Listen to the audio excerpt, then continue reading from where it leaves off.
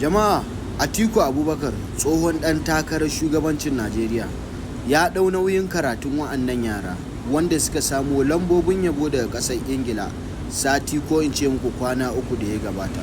Ya bayyana wannan ne don ƙarfafa gwiwar yaran da kuma jinjina musu bisa namijin ƙoƙarin da suka yi na shiga cikin Turawa. A cikin Turawa suka ɗau lambar yabo a ɓangaren yare na Turawan.